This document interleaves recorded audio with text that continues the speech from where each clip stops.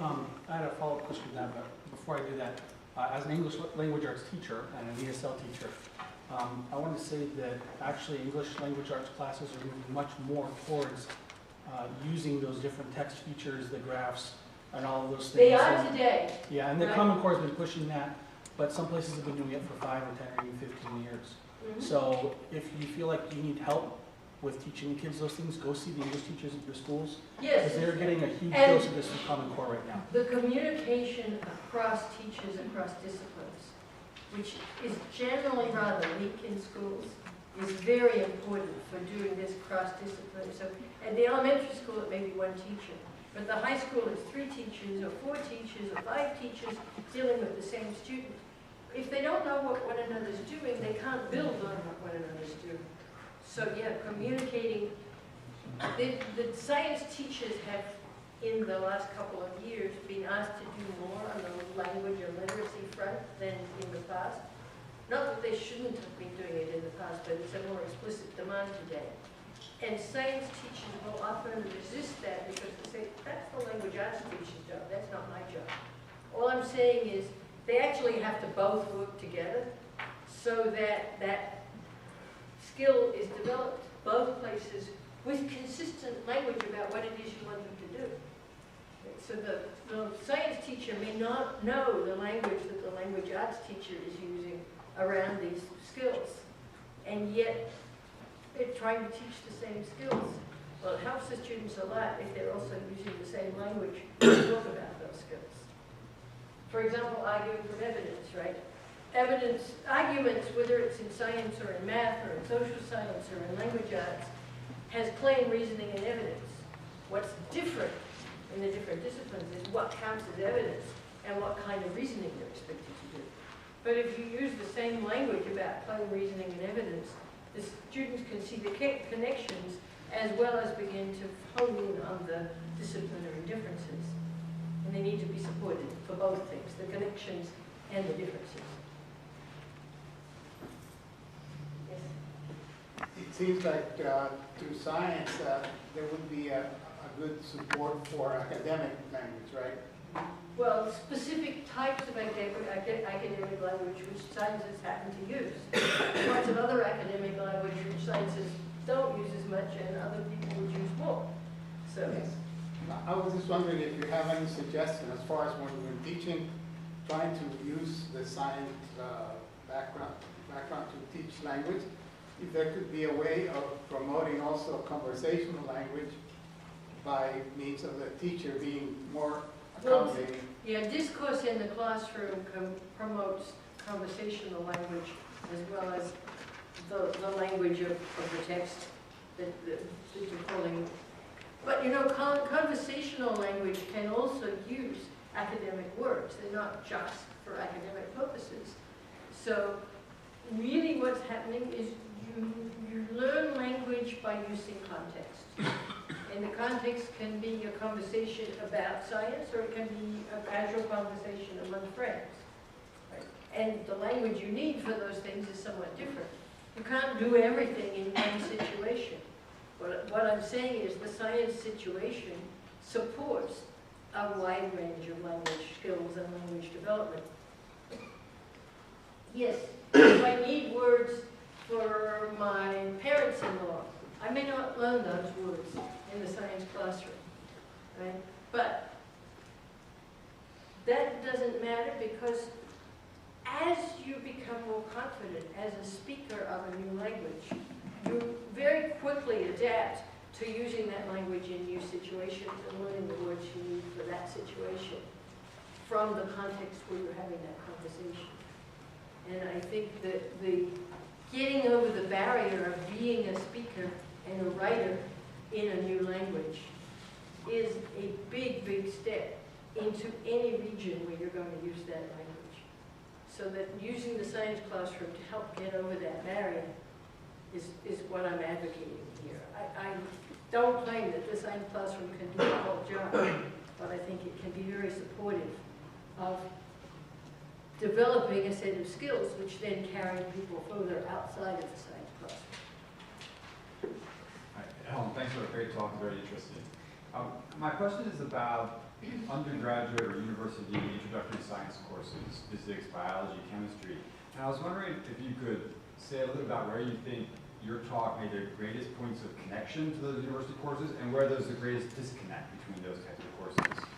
Right, it depends what kind of course. If I'm talking about a studio course at the undergraduate level, it's not so different from talking about a high school class with the students working in small groups. If I'm talking about a lecture to 300 students, I'm talking about something different. And there, the supports needed are different to be inclusive in the classroom. And I haven't thought that much about how this translates to the college level. So I'm not sure that I have very much useful to tell you about that. Back. Could you talk a little bit more about how to establish trust and respect in the classroom? You talked about it a little bit in terms of letting them do. You should ask somebody who's worked with kids in the classroom a lot more than I have. When you ask me, I can give you guesses, but this is not my area of expertise. I think it's really, really important. But classroom culture and classroom management clearly is an underpinning for whatever you're trying to do with students in the classroom. And developing a classroom with what Sarah Michaels calls constructive talk happens around some subject area discussion that the students are having one to another. That isn't something that happens accidentally. It happens with really thoughtful teacher structuring of how to make it happen. And over time, a development of culture. So the kids who in second grade have had a classroom culture and discourse can move to third grade discourse that's richer than the kids who arrive at third grade without having had that experience, and you're, as a third grade teacher, trying to develop that culture in the classroom. Yeah, you can see and if they get all the way to high school before they have that, they actually resist. Right. They say, why do you want us to talk about it? Just tell me. Right. Right? Figuring out how to support that, because we know, in fact, it supports a different kind of learning. And yeah, you can get your students to speak up in the first place if you're. That's right. There's always learner, the student who's going to run off at the mouth, and there's always the student who will say nothing unless specifically invited to say something. And trying to figure out how to manage that so that all of the student voices come into play. It's not easy, and I don't claim to have all the answers to it. And you know, I have not taught at the elementary level. I have taught at the college level, and it's a very different place for things like classroom culture. There's another question here in front. Yeah, you mentioned the distinctness of specific reading strategies for technical material. Mm-hmm. You have science, but I'm more interested in math, but they're actually quite similar. The issues are similar, at least, yes. Yeah, and you say help students develop. So how do you do that? I mean, you have science stuff, typically they try and fail miserably and you get nothing. So you got right. something. So different strategies, for example, just taking one sentence and spending some time in the classroom discussing this sentence or this paragraph in the book, not as how it describes math, but as how language is used to describe math, or how language is, right? Having them really work at interpreting one thing, say once a week, would then really strengthen their ability to read the next sentence with you out, not there helping them interpret it. And so thinking about what do I need to do, not to say, oh, they can't read it, so I'll just avoid the textbook and tell them. To say how, because after all, they'll be able to learn math without you if they can read a math textbook, right?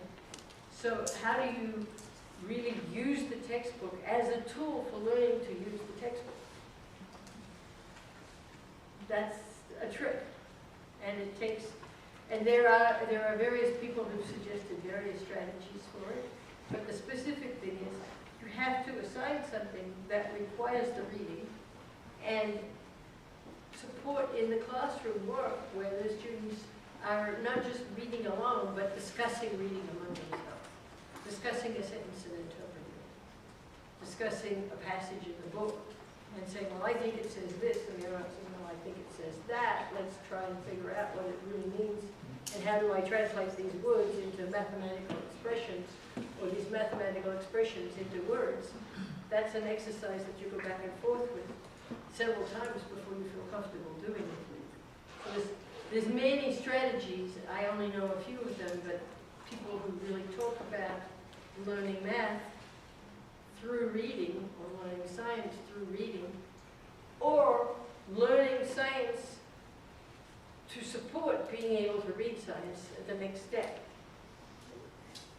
Just recognizing that that's a critical learning too, rather than thinking, oh, their reading ability interferes with their math learning, so I'll avoid reading so I can work on math learning. It's really not supporting them in being able to go further. So thinking about how do I use the math text that they have, and some are better than others in terms of this ability, to focus on a small piece and talk about it from the perspective of how do I interpret what's written on the page to help me understand a mathematical idea. Helen, we have time for one more question. Okay, I'll pick one in front here. You mentioned that the tables that were breaking down the demands of language, the analytical tasks, the receptive and productive language, were available on a website of the Council of Chief State School Officers, CCSSO, and then on that website you look for resources, and under resources you look for a framework for English language development standards. So it was a document about how do you think about language standards for English language development that connect to the tasks that Common Core and Next Generation Science Standards are going to be asking students to do. And that's where that set of tables exists. Well, please join me again in thanking Dr. Quinn for coming.